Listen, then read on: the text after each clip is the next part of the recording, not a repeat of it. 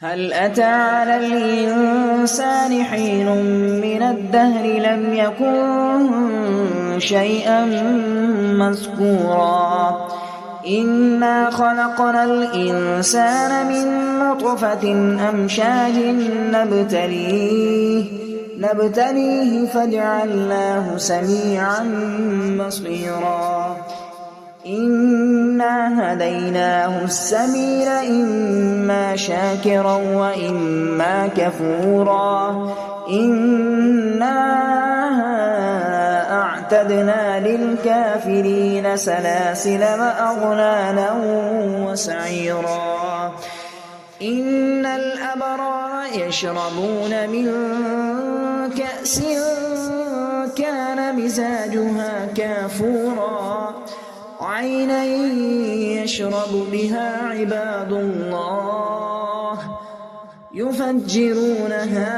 تفجيرا يوفون بالنذر ويخافون يوما كان شره مستطيرا ويطعمون الطعام على حبه مسكينا ويتيما وأسيرا إنما نطعمكم لوجه الله لا نريد منكم جزاء ولا شكورا إنا نخاف من ربنا يوما عبوسا قمطريرا فوقاهم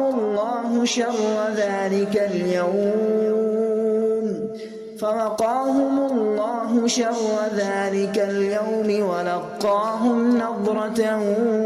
وسرورا وجزاهم بما صبروا جنة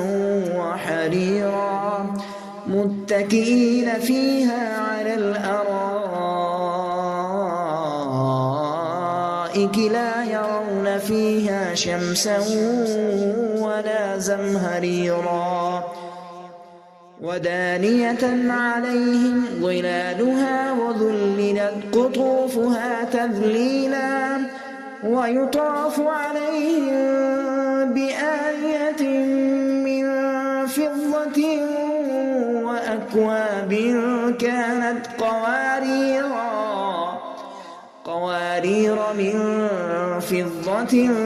قدروها تقديرا ويسقون فيها كأسا كان مزاجها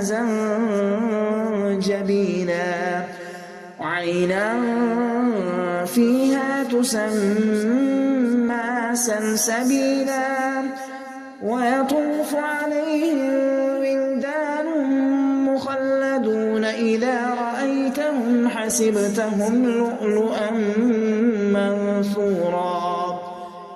وإذا رأيت ثم رأيت نعيما وملكا كبيرا عاليهم ثياب سندس خضر واستبرق وحلوا أساور من فضة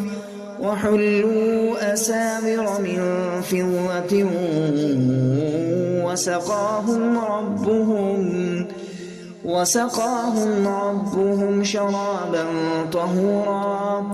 إن هذا كان لكم جزاء وكان سعيكم مشكورا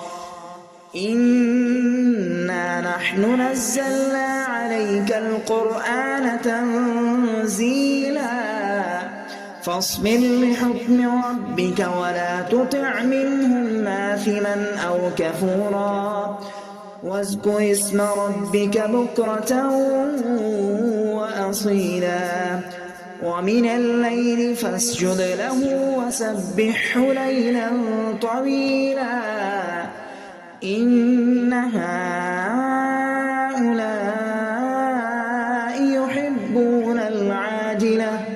يحبون العاجلة ويذرون وراءهم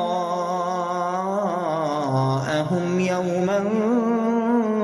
ثقيلا نحن خلقناهم وشددنا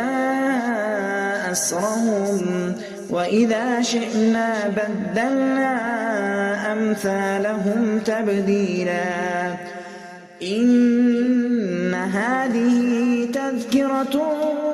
فمن شاء اتخذ إلى ربه سبيلا وما تشاءون